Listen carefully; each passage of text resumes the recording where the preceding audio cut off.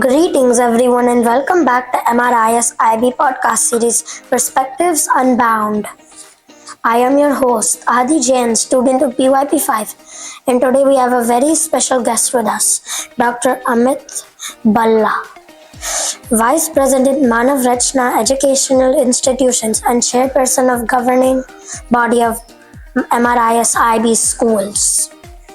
Today's dialogue is going to be around talk of town news of MRIS IB becoming the first and only IB Continuum School of Faridabad.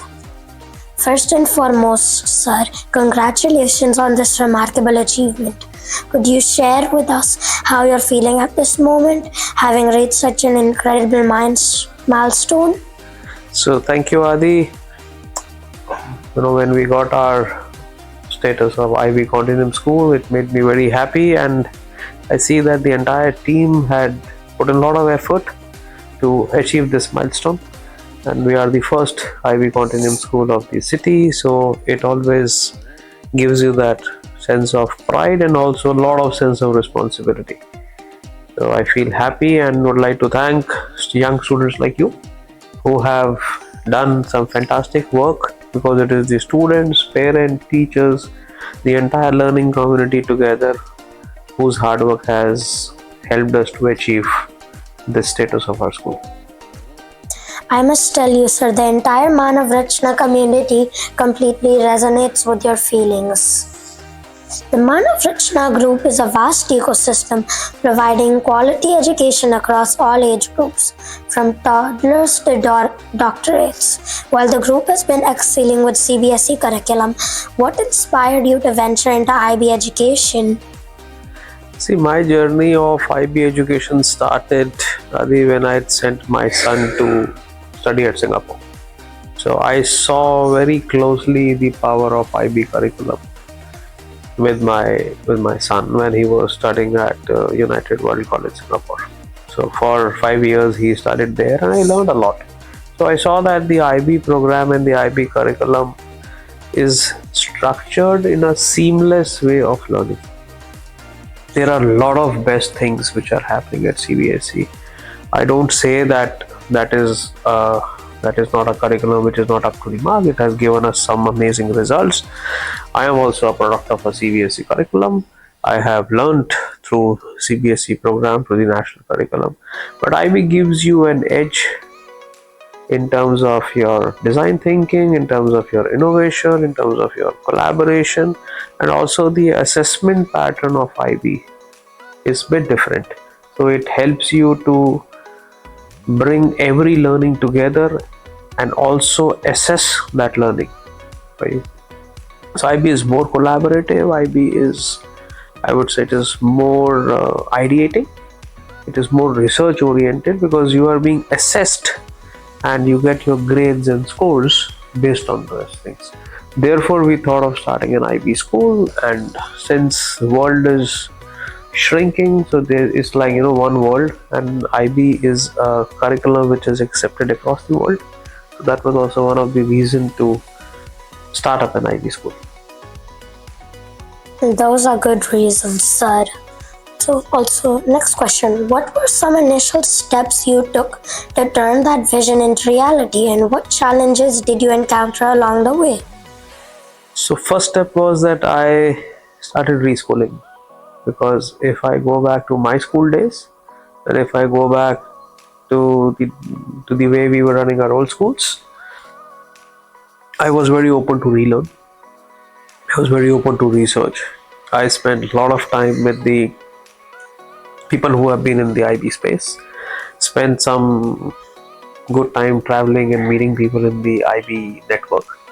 They guided me, they gave the vision, and as I told earlier, the other best thing was, my son, who has experienced an IB curriculum. So I always take him as my guru of starting an IB school. I always learned from him. I always saw him experiencing the curriculum.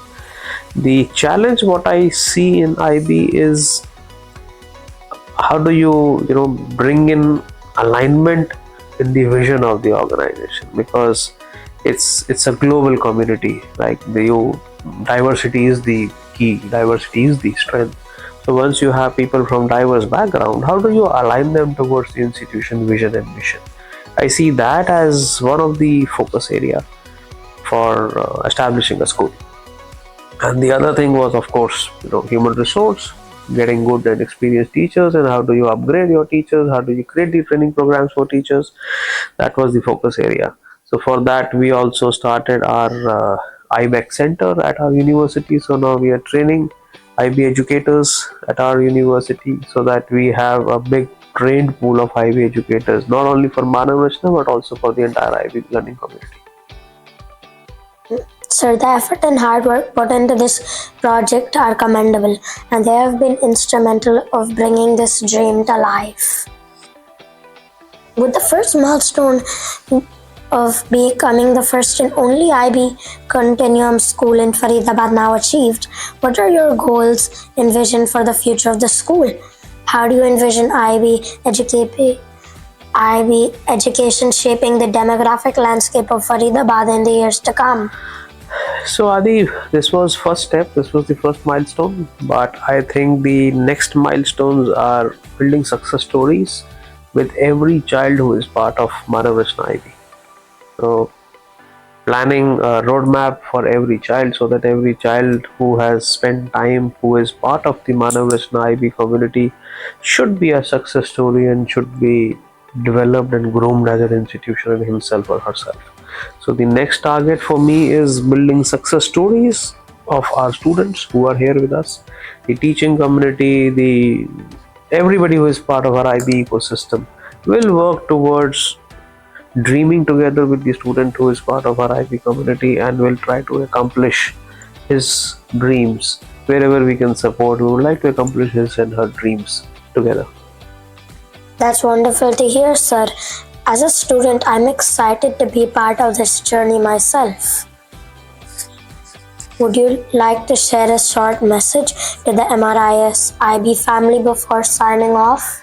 Yeah, my main message is that the entire team is happy since they have achieved the Continuum School status.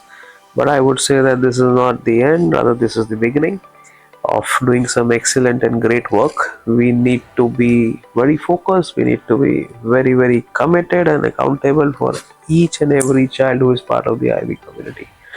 And the world is changing so fast, so we have to be very agile as faculty, as promoters, as top leadership of the institution, because if we will be agile, we will be ready to learn from the next generation, which is generation like you, so who can give us feedback on what we are doing, and we can co-create our future together.